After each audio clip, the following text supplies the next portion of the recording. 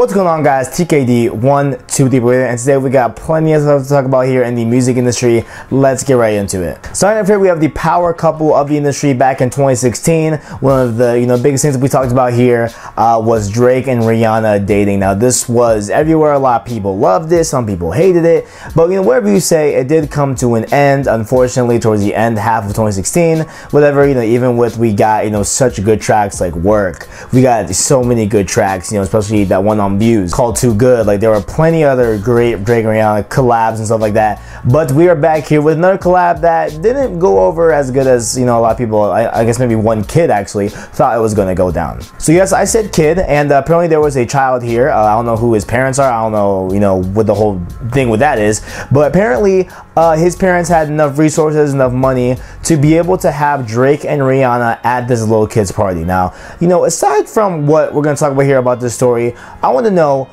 whose parents are these? Like, whose kid is this? Really? Like, they got Drake and Rihanna at the same birthday party, and this kid's like not even like teenager. Like, he's like maybe 2 years old. I'm confused and I'm slightly jealous, but let's move on. So they were at the same birthday party, right? And the videos from Snapchat and the pictures from this party clearly depicts both Drake and Rihanna avoiding each other like the plague. It is just classic funny. There have been plenty of memes on Twitter and stuff like that throughout the week, and it got pretty awkward. And so apparently like with this confirmation here, like people are saying now that they both broke up, I guess, on really bad terms back in October, but who knows what the actual thing is. We don't know details or stuff like that, and I just wanted to bring it up because I just thought it was funny, and check out the memes because they're great, they're funny. Next up here, we have a movie coming out in the summer called All Eyes on Me that depicts the biopic of the hit rapper Tupac. We all know him. We all basically worship him nowadays. Him and along with Biggie and stuff like that. But there's now going to be a statue in Georgia dedicated to the man. The artist says that it will be more true to, and more realistic to his legacy and stuff like that, with the statue making him shirtless, have a bandana, have the cross on his back, stuff like that. And the statue will also stand 7 feet tall and will also be unveiled just in time for Tupac's 21st anniversary of his death.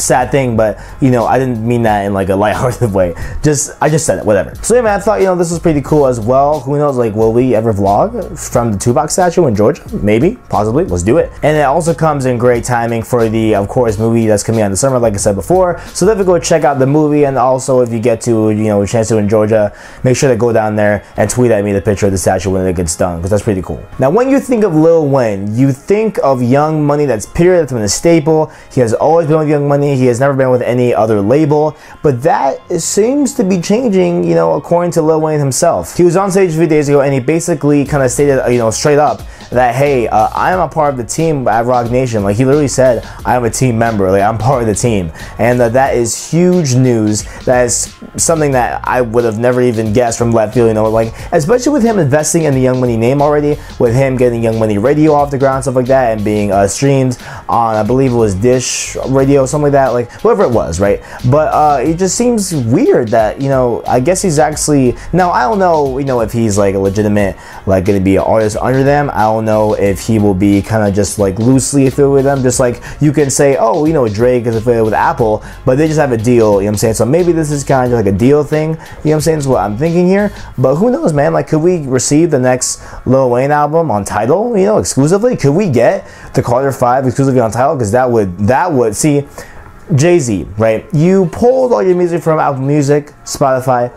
I didn't agree with it, okay, but if you got the Carter 5 streaming exclusively on Tidal, I might subscribe. DJ Khaled again is back at it again with his constant Snapchats. I follow it, I enjoy it. Assad's the homie. Beside the point, basically for the past few weeks, he's been touting the words, "The Drake vocals come in yet?" Like, he's been saying that constantly, just like that. You know what I'm saying? I know that was embarrassing. But he has been searching up, down, and around. Him and Assad have been looking for the Drake vocals, and it appears that they have finally secured the bag. They were pictured on Instagram and stuff like that together, working, you know, in front of the studio, stuff like that. So there is a clear confirmation that Drake will be on DJ Khaled's new album, Grateful. And, you know, there was one Snapchat that I'm sure you guys will probably remember, probably not. But, you know, DJ Khaled was talking to Assad, right? They were on the hammock, I think. And he was telling Assad like this kind of idea, this kind of thing that could possibly happen, and that is Drake having 2 features on Grateful. And if they do 2 songs together, I'm down. Please do it. I enjoy it. You know what I'm saying? For Free was legit on Major Key. That was an awesome track. So please get Drake on 2. Do it. Next up here, Bryson Tiller, you know, he has said officially that he is coming out with a sophomore album, that he's working on it, and he even said back in a earlier tweet that, you know, once it's done, we will have it, you know what I'm saying, in like a timely fashion. However, he did confirm this week on Twitter that his sophomore album is officially finished, it's done, it's a wrap, and it's ready to go. However, with no release date, we did get a tweet confirming all of these allegations, and the tweet goes as such. Sophomore album complete. I always feel like I had got a lot more to say whenever I'm done, but I'll save it for the next one, I guess. And, you know, the strange thing about this tweet was that, okay, we get a clear layout that, you know, it's done. We don't get a release date like we said before, but it's weird how this tweet got deleted. He actually deleted this tweet. Now, I don't know if it's, you know, dealing with his label or stuff like that. I don't know if it's something with, you know, just some abstract reason, or maybe it's not even done at all. But he seems to have deleted this tweet off of his Twitter, and you can't look at it anymore. So I got this off of a screen cap, you know, of it a few days ago. So please, I'm gonna try and find a screen cap of the official tweet to confirm what I'm saying here. But if you don't find it, or if I don't find it, trust my word, this actually happened. This was a real tweet. You can Google it and look at it for yourself. But with no release date and the album being already done, I'm presuming that this may be a summer release, maybe an end summer release, something like that. I feel like that'd be a nice place to drop this album, you know what I'm saying? So I feel like we'll probably get in the summer. Who knows what we'll be getting, or when we'll be getting the official sophomore album that is actually called True to Self. I don't think I said that, but it's called True to Self. Next up here, Wiz Khalifa, the Marijuana King. He has paired up with a game developer to make a mobile game. The developers behind it are MetaMoki, and they are going to make a mobile game all centric on the selling of marijuana. That is such a Wiz Khalifa idea, such a Wiz Khalifa game. Like, how do you not have a Wiz Khalifa game that does not include marijuana? Like, come on, stop. So in the game, you'll be harvesting, growing, and selling weed. And what's gonna be cool about this, that I think is the most enticing element of this whole thing, is that through app updates, they will be legalizing weed in multiple states throughout the virtual, you know, representation of the United States. So, you know, maybe you'll get an update next week, you know, saying that, oh, Alabama has now legalized weed. That way, you'll, you know, maybe we'll be able to grow in a better, you know, rural area, and you'll also be able to sell to a better manufacturer. So maybe you would probably, you know, want to grow your, you know, marijuana somewhere in the Midwest or something like that, or somewhere where, you know, there's a great, you know, kind of thing of agriculture, maybe somewhere in like California. But then you would probably want to sell it more in terms of New York and stuff like that, or Toronto, whatever. I know Toronto's on state, but I just said Toronto, why? But, you know, New York, or I don't know, Dallas. You could potentially, you know, set up your shop where you know, grow the weed in more rural areas and kind of sell the weed in more industrial, you know, city-esque type of places. So definitely is a cool concept in my opinion. I feel like, you know, this will get some traction. I'll play it. I don't think, you know, it's going to be a big hit. Like he says it's better than Pokemon. I don't think it'll probably be that good, but hey, who knows, man? It could be good, it could be awesome. I'm gonna check it out. Make sure to keep it logged on the channel, where I will probably get some gameplay, hopefully. Next up here, we are talking again about J. Cole. I'm actually seeing him in concert, fun fact, in July, so definitely look out for that. But beside the point, he dropped his For Your Eyes Only album at the end of 2016, we all know and aware, but he has now officially teamed up with HBO to drop a full feature film. Now, the film is officially called For Your Eyes Only, and it basically depicts his perspective, I guess, like his kind of background in making the album, and he also is featured behind the camera getting kind of opinions and thoughts of people around his community and the things that kind of delve into it, you know, in the topic wise of the actual album release. And it is debuting officially on HBO, and it debuted actually this past Saturday, so it is now live for you to view. I'm assuming it's on HBO Go if you have the app or whatever, and of course maybe, you know, if you know, just happen to have HBO, I'm sure it's playing at some point, you know, pretty soon, since, you know, ever since it's relatively new. So definitely check it out whether you like it or hate the album. It's getting pretty good reception. I highly, I guess, recommend it. Next up here, Drake calling out racism. Now, you know, this is a very interesting story here, right? Now, you know, we all know, you know, if you've ever been to a Drake concert, he likes to go on tangents at the end of the concert and give some kind of kind words, kind of kind things, you know, to say, kind of food for thought on how you should live your life. So, you know, like, you know, just a little bit of Six God inspiration. However, here he directly calls out a club while he was at Coachella last night, and he is taking some major shots and making some major statements on the matter. The club in question is the the Madison Club, and he claimed that they were racially profiling him and giving people unfair treatment based on the color of their skin. The Instagram quote says, "The most offensive place I have ever stayed at in my life, with staff who pick and choose who they are going to accommodate based on racial profiling. Hashtag Coachella." That is a very intense statement. It's very serious here. And since he has posted this on Instagram, it has been deleted, so you cannot go back and look at this. And again, I would try and get a first-hand account, a first-hand picture of the official post. But if I can't find it, trust my word, guys, I will never lie to you. But this is a very interesting story, man, because he is directly fighting racism.